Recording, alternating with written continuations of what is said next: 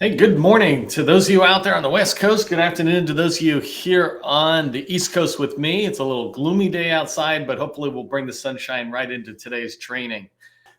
Today's training is going to be around being visible to the federal buyer in 2024.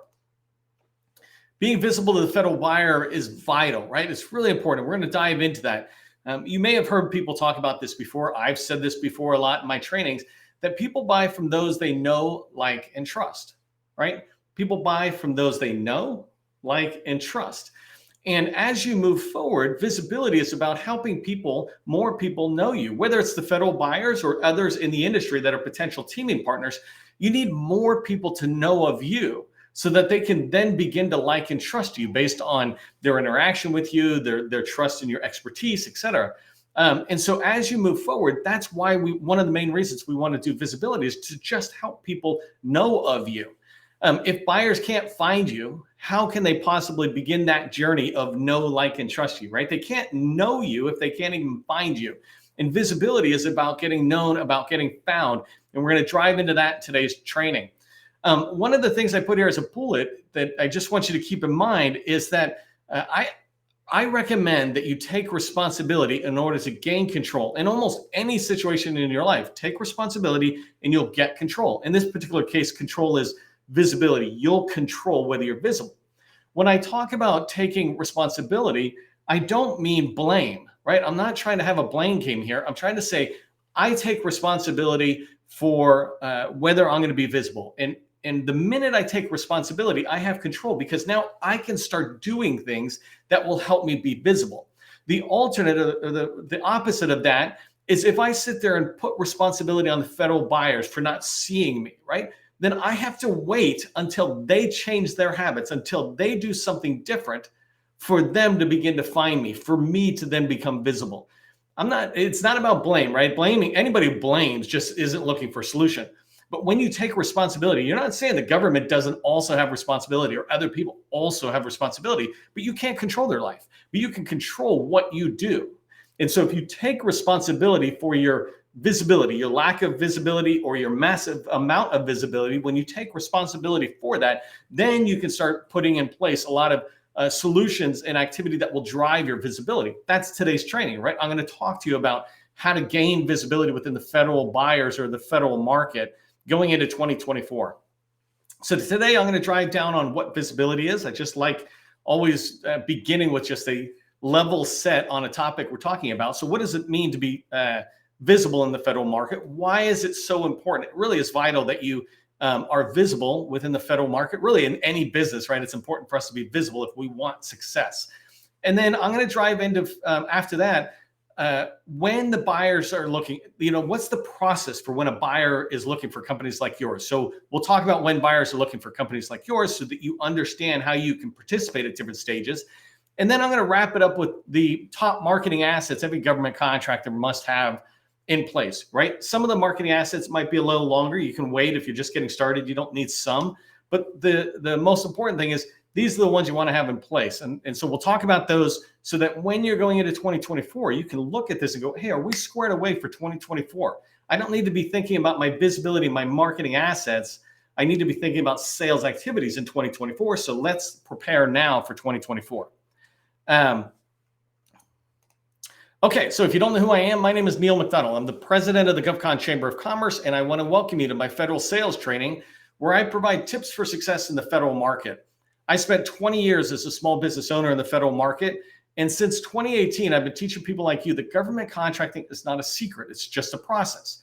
Process goes A to Z. And when you follow process, you'll have repeatable, predictable results. You can see right here that I have the process down for federal government success, federal market success, right? It begins with research and it ends with sales.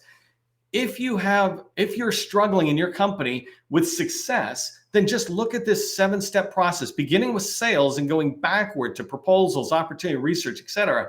Go backwards in the process and go, am I doing enough at this stage? Well, am I doing enough at this stage? And if you don't have enough opportunities, if you feel like you can't get in the door, things like that, we probably don't have relationships. Are you doing enough outreach, right? All that kind of activity and all your measurements of success can be tied to this 7-step process. And this is why I say It's not a secret, it's just a process. And here is the process. Let's talk about what visibility is. Visibility is in the federal market, visibility is about being findable and attractive. That's how we like talking about it.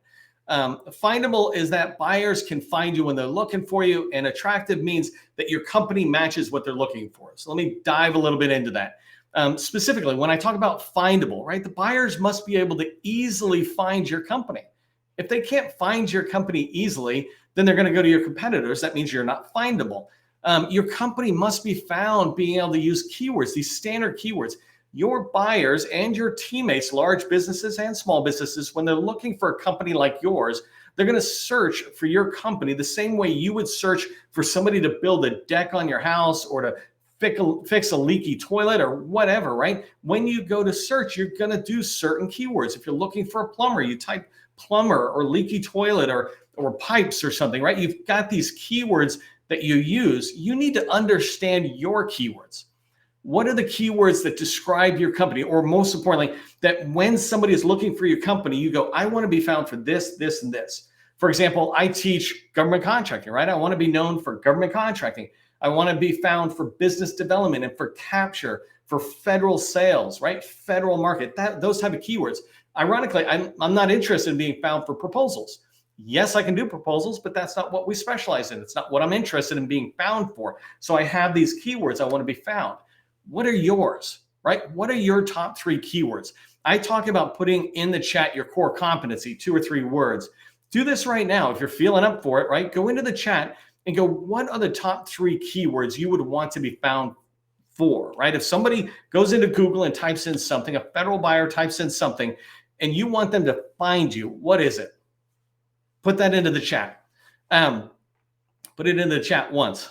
And then the second thing on visibility, right, after being findable, is attractive. And really what attractive means is that you match the search intent of the buyer or the person searching for you, the market researcher, the teammate. If somebody is looking for risk management framework, RMF, it's a part of cybersecurity. If they're looking for a company that does that, and they come to your marketing material, your website, your LinkedIn area, DSBS, whatever, when they come to your marketing material, when they read it, they want to see that you're a cybersecurity company. What they don't want to see is that you put in 1,000 different keywords and you got found for every possible thing out there. Because when they look, they don't see that you're a niched down company. They don't see that you have this, we like to call it a supreme domain authority, that you're the supreme domain authority on a particular topic. You want to be that way. And so you want to have a company niche. You want to narrow that down. I've used different examples before. If you say cybersecurity, you could niche that down even further to say zero trust. If you say software development, you could say Oracle or Salesforce software development. Things like that are niching it down. Just because you niche something down doesn't mean you're going to miss out on being able to sell a lot of other things. It just makes it easier for people who really want your the services that you do the best to find you. And so that's what it means when we say niching down. And when you niche down and somebody searches in a Google type search for your top keywords, then they're going to see that your results or your company is matching their intent of their search. I'm looking for a plumber. You're a plumbing company. You're not a construction company who does everything and plumbing. You're not an IT company that does software development, cybersecurity, data, cloud, all these things. It's like, well, if you're a small business under 30 million, you can't really be that good at any of them, right? If you're doing all of them. And so niching down really helps that. And the last thing is when we talk about visibility, visibility really demonstrates to the person who's searching, the federal buyer, industry partner, that you have a subject matter expertise. You want to be known for that. If you're just starting your business, what is your subject matter expertise? Are you just going to be a business owner and you're building it up? Well, that's fine, but you need to develop a subject matter expertise. Are you a person who used to work at a large company or a W-2 job and you're coming out saying, hey, I used to do cloud engineering or training and I want to start my own business? That's perfect. Don't go off on a tangent. Become a trainer, right? Start your company, and that's your area of expertise. And when you do visibility in the right way, not only will you be niched down and get found, but when people look at you, they won't just see you as a company that does this, but they'll also see you as the expert in that. That's the path to trusted advisor. Trusted advisors are the ones who sell. When we talk about people buy from those they know, like, and trust, your subject matter expertise is where that trust is really being built up. They can trust that what you say is spot on to match their needs. Okay, so let's talk about why visibility is vital.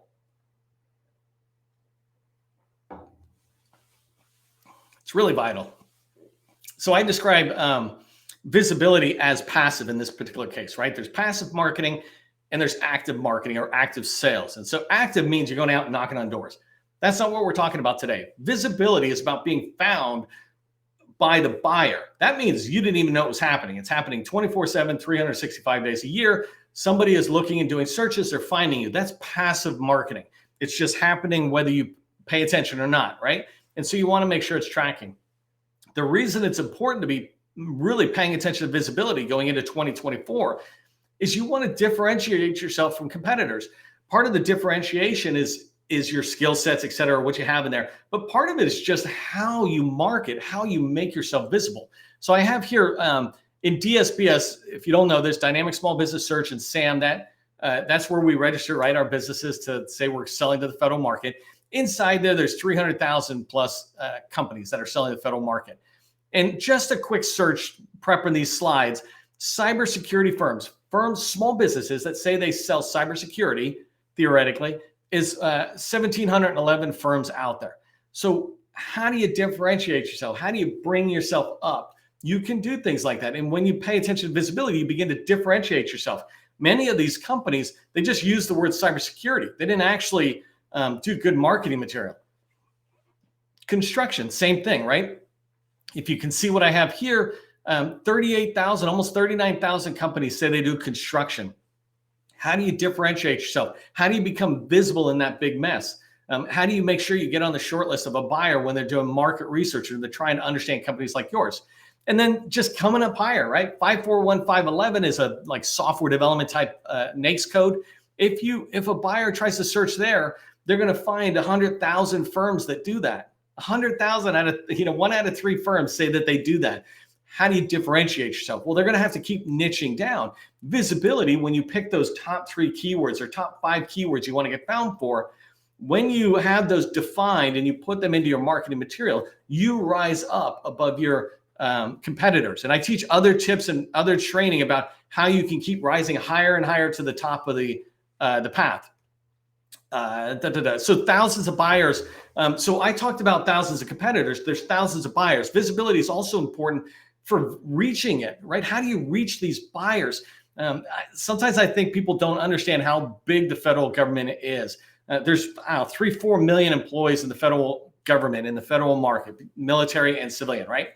And of those, DoD has about 185,000 acquisition personnel. These are people who are contracting officers, contract specialists, and other similar jobs in this job category called acquisition professionals, right? There's probably a better way. And if I got a KO in here who can just put that job category, but this is 185,000 people in the acquisition field within the DoD.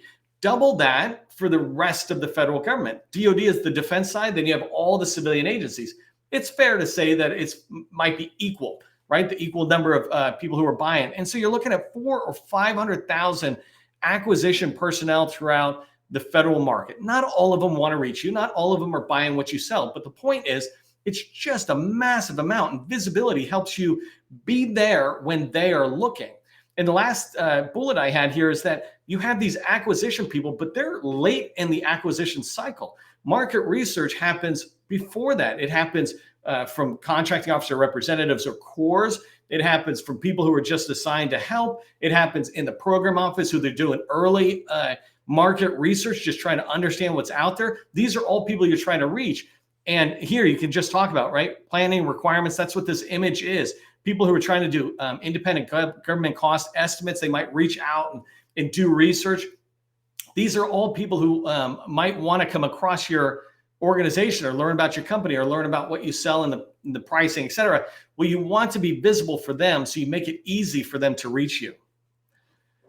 So here I'm talking, this next slide, I'm really showing you how market research happens within the federal space, right? Hold on one second. So when buyers are looking, right? Forget about the award and the execution. This is the slide where I'm talking about shifting left, but I like it.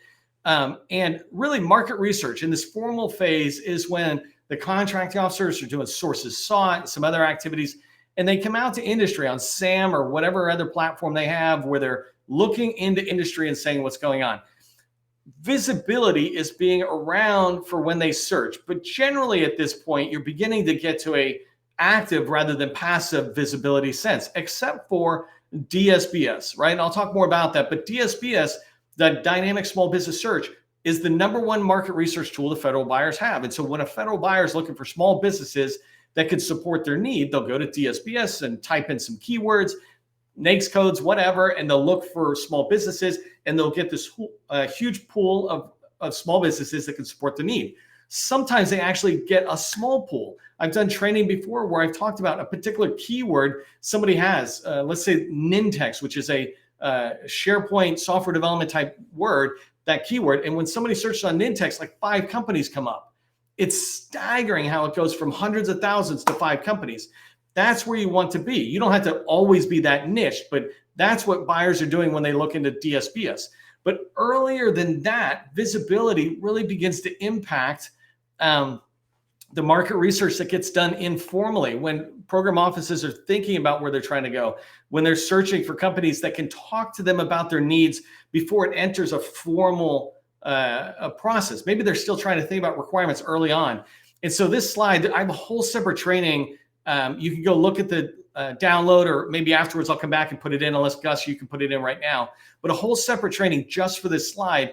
And it talks about how you can shift left in the process. And these visibility tools that I'm going to talk about in a minute, these are all designed to help you increase the visibility. When somebody is looking for a company like yours, you want to make it as easy as possible to find you, because you can only knock on so many doors. So, as we get more and more of your assets in place, it really makes your visibility, expand your visibility.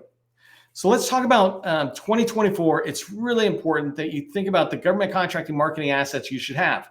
If you're just starting, you don't need all of these, and you certainly don't need them all at a high level. If you've got some traction, let's say $500,000 or $1 million, then you're off to the races, because now you have past performance, and that should fit in. You definitely need all 6 of these, and I'm going to walk through each one of these. But what I want you to remember is that these tools are powerful. This is 99% of your reaching federal buyers. You need to make it easy for them and other industry partners to be able to find you if they want to team up on proposals, or government wants to talk to you about requirements. These tools help you do that. Some of them can be used proactively, but most of them, it's designed as a reactive set of marketing assets for you. So let's talk about the first one. First one is your small business profile. It's the one that I find most small businesses skip. They jump straight to a website, for example, but they skip the small business profile. Your small business profile is SAM.gov and DSBS put together. That's your SAM profile. The reason we miss it is because when we start a company, we go in, we register, and we fill out the required fields. We're done. We move on. Sometimes we don't even know about DSBS, so we skip it. Other times we're just doing the bare minimum, like we go in and put 3 keywords or something. But the reality is, and I have whole trainings on this for free out there, whole trainings on how to properly fill out your small business profile so that you can get found. But this is the #1 market research tool. It's the only tool mentioned in FAR. It says, hey, contracting officers, go look everywhere, including DSBS, right? Go look in there, because that's the tool we've made available to you buyers in order to find small business partners or small business vendors. And so DSBS, the Dynamic Small Business Search tool, it has a couple of key things that are really important for you to pay attention to.